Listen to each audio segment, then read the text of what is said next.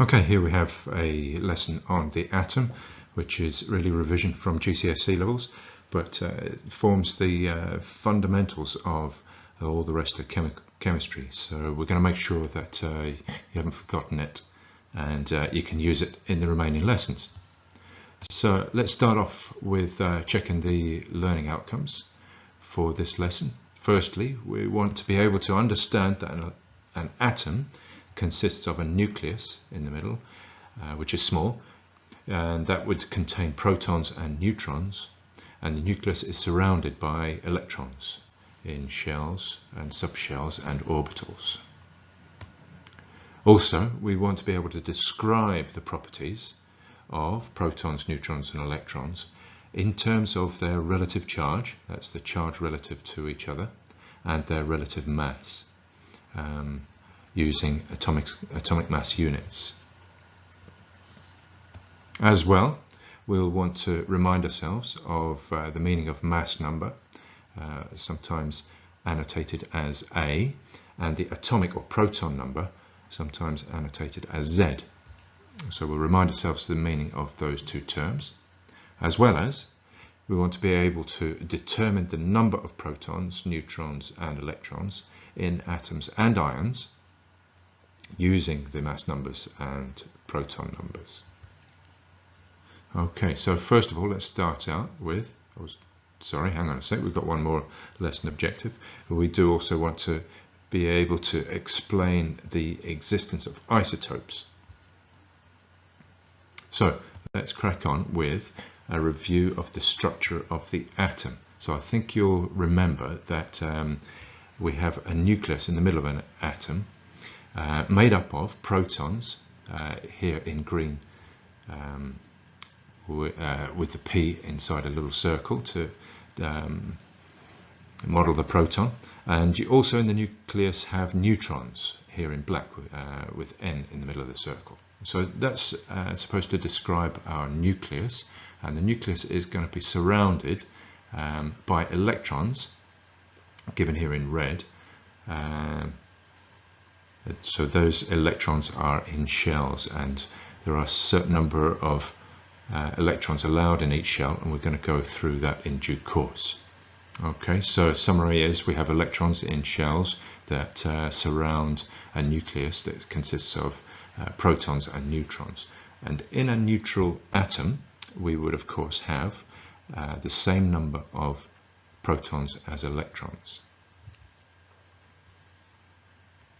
Okay, so as well, let's have a look at this little table here. This gives us the relative masses of protons, neutrons and electrons, and also the relative charges of those three subatomic particles. So relative mass is given in these whole numbers, which are atomic mass units, you'll remember. And we do that because to give the masses in grams would be such unusual numbers that would be quite cumbersome. So we use atomic mass units instead. And even as far as A level is concerned, we can say that the mass of a proton is the same as the mass of a neutron. And that's given a mass of one atomic mass unit. And the electron at GCSE, you probably were just given the fact that the electron has no mass. It does have a tiny little bit of mass, and compared to a neutron, it would be 1/2000th of a neutron, the mass of that electron. Okay, so moving on to relative charge, I think you'll remember that the neutron is neutral, whereas the proton has a positive charge and electron has a negative charge. Okay, so that's the basics of the structure of the atom. So that enables us to move on to mass number and atomic number.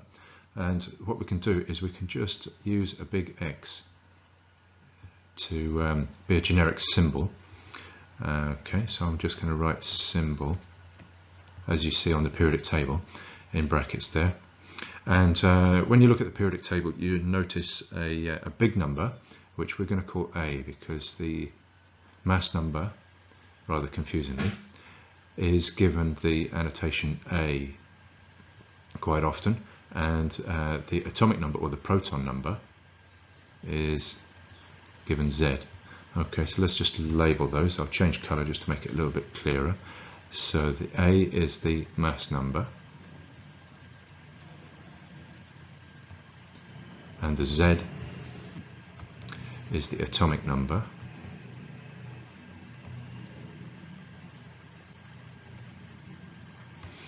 and the mass number is the number of neutrons plus the number of protons, and it gives the mass of the atom. And the atomic number is just the number of protons, and that actually defines the atom as a particular element. All right, so the element is an atom with a certain number of protons in it.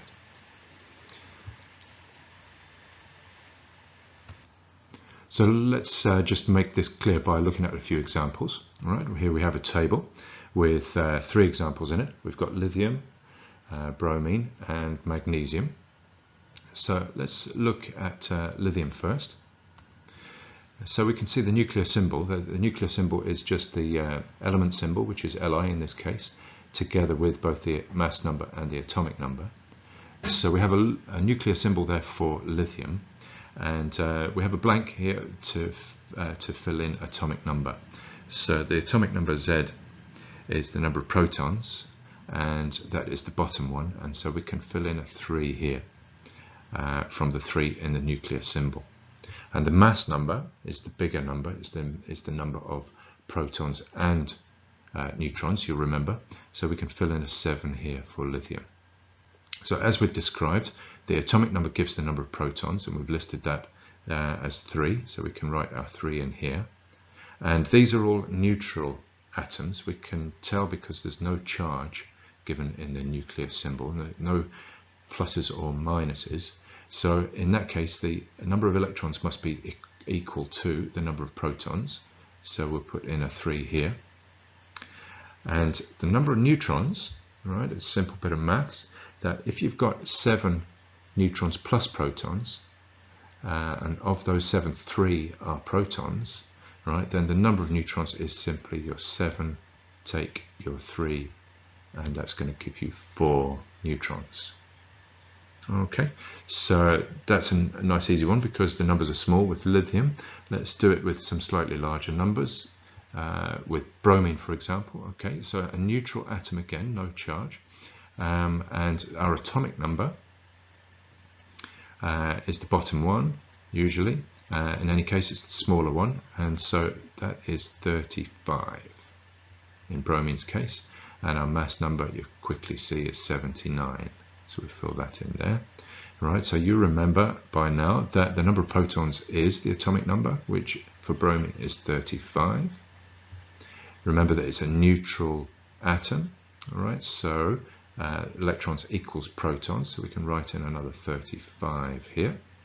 And the neutrons, all right, if we've got 79 nucleons, 35 of which are protons, then we find the number of neutrons just by taking our mass number from our atomic number, and that gives us 44 neutrons, like that. And so quickly we'll do the same for magnesium, also neutral atom. So our atomic number is 12, our mass number is 24, number of protons is 12, the atomic number, and number of electrons is going to be the same as the number of protons, also 12, and then we have 24, which is our mass number minus our atomic number of 12 to give us the number of neutrons, which of course is 12. So hopefully that's clear. What we've done there is that we've worked out the number of protons, electrons and neutrons from the atomic number and the mass number that we get from the nuclear symbol as appears on the periodic table. So let's, before we move on, just have a quick look at ions as well. So ions, you'll remember, are charged particles, and they've got that charge by either gaining or losing electrons. Protons stay the same. Proton defines the atom or ion, but the electrons will have either been added to or lost. So let's have a look at an example. We've got let's have a look at bromine minus. Okay, so that's a commonly formed ion. Bromine in group 7 likes to get an extra electron. It's quite electronegative, so it's quite happy in this state. So it's still bromine. All right, so the number of protons is still going to be 35. Nothing has happened to the nucleus, so the number of neutrons is still going to be 44. All right, but it has a negative charge. I'll just put that in a different color. This is what it has, one negative charge. So the number of electrons is now not equal to the number of protons. And you'll remember that an electron is negatively charged itself. All right, so then the number of electrons is going to be the 35 that it started with, plus the extra one that it's got to give itself this negative charge. So it's going to have 36 electrons for bromine. So that's the same sort of calculations for a bromine ion. Now magnesium, our other example in our table, let's have a look at magnesium. Magnesium in group 2, it's a metal, so it likes losing electrons, and it's in group 2, so you'll remember that it has 2 electrons in its outer shell, so it likes to lose those 2 electrons. And if it does lose those 2 electrons, it's still got the same number of protons, so it's got a net charge of 2 plus. Yeah, so however, it's still magnesium. It's not changed into a different element. It's just an ion of the atom. So the number of protons must be the same because the protons defines the element. So if we had 12 protons before, we've still got 12 protons now. And same with the neutrons. The neutrons have not changed in this case. It's only an electron transfer. Okay, so the number of neutrons is still 12 as well. Right, but the number of electrons, okay, it's got 2 positive charges. That tells you it's lost 2 electrons. So the atom had 12, the neutral atom had 12 electrons. This one's lost, the ion has lost 2 electrons, so you can see that the electron number is 10. Just like that. So that finishes this particular little topic. We can move on to the next one. So we can move on to the subtopic of isotopes. And you may remember, you may not, that an isotope is an atom with the same number of protons,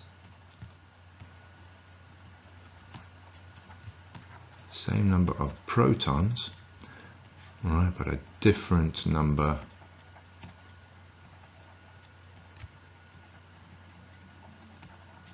of neutrons.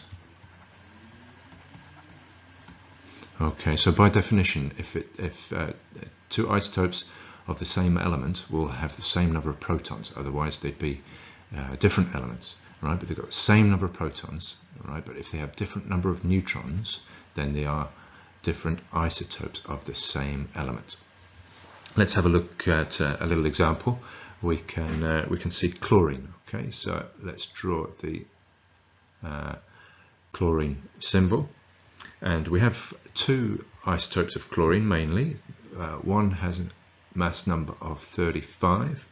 Now it's chlorine, so it has an atomic number of 17 protons. And that's chlorine 35, and it's sometimes written like this. Chlorine 35, right, to illustrate that it's the isotope of chlorine that has the mass number 35. There is also another chlorine isotope, which is chlorine 37, written similarly like that, and it's still chlorine, so we've still got Cl as the symbol, and it's still chlorine, so it's still got 17 protons, right? But this time it has a mass number of 37. So making it a different isotope of chlorine. Okay, so let's just go back to chlorine 35. and work out the number of neutrons. So the number of neutrons is going to be in the same way. It's going to be 35, which is neutrons plus protons, minus 17 protons will leave you the number of neutrons. So the number of neutrons for chlorine 35 is 18 neutrons. And if we do the same thing for chlorine 37, the mass number this time is 37. And if we subtract the same 17 protons, that's this time going to give us 20 neutrons. So it's got 20 neutrons in chlorine 37 and 18 neutrons in chlorine 35. Now a little comment on properties.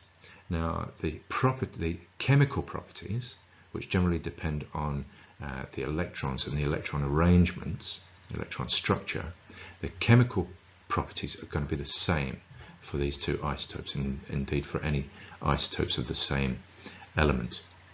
However, the physical properties that depend more on the mass, so that might be a physical property like rates of diffusion or density, those type of physical properties depend more on the mass, and so the physical properties can vary from isotope to isotope of the same element. Okay, just to make sure we've got it, let's have a look at magnesium this time. And magnesium naturally comes in three different isotopes: magnesium 24, magnesium 25, and magnesium 26. And if we work out the number of protons, neutrons, and electrons for each isotope, it's still magnesium, right? And so it's going to have, from your periodic table, it's going to have 12 protons. Going to have 12 protons, and notice I just draw a little square here. Notice there's no 12 there because the 12 is implied from the symbol magnesium. All right, so it's magnesium, and to save you a little bit of time writing the 12, you can just omit the 12, but it's still magnesium, so the atomic number is still 12 and there's still 12 protons. And in terms of neutrons, you can see there's 24 is the mass number, so 24 take 12 is going to be another 12 neutrons. 12 neutrons, and it's a neutral atom, so they're going to be 12 electrons.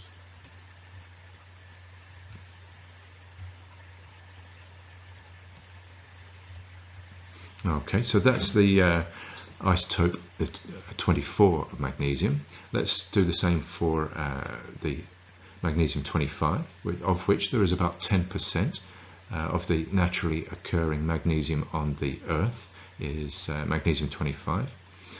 We don't know about the universe, so when you see these percentage numbers, that's the abundance of the magnesium on the planet Earth. And for magnesium 25, we've of course still got 12 protons because it's still magnesium. But 25 take 12 is now 13, so we have 13 neutrons. And here it's still a neutral atom, so we've got 12 electrons. Now 11% of magnesium is magnesium 26, but it's still magnesium, so we still have 12 protons. But 26 take 12 now gives us 14 neutrons. But it's still a neutral atom in this case, and so we have 12 electrons. So hopefully with that example there and the chlorine one above, you can see what you need to know about isotopes. Which just leaves us to review our learning outcomes. The first of which was that we should understand that an atom consists of a nucleus containing protons and neutrons, and it's surrounded, that nucleus is surrounded by electrons. I think we know that. Let's give ourselves a nice red tick for that one. And then we were to be able to describe the properties of protons, neutrons and electrons in terms of relative charge, proton plus 1 and electron minus 1, for example, and relative mass. That was when we spoke about atomic mass units being 1, 1, and for the electron 1/2000th of an atomic mass unit. So we covered that. And the third one was knowing the meaning of the mass number, protons plus neutrons, and the atomic number is just the proton number. So I think we can give ourselves another tick for that one. And then we were able to determine the number of protons, neutrons, and electrons in an atom. That was when we subtracted our atomic number from our mass number to give us a number of neutrons, etc. All right, so there we are. And lastly, we wanted to be able to explain the existence of isotopes, which we've just done for chlorine and magnesium. So there we are, we can tick those. Thank you very much. I hope that's been clear, and I'll see you in the next video.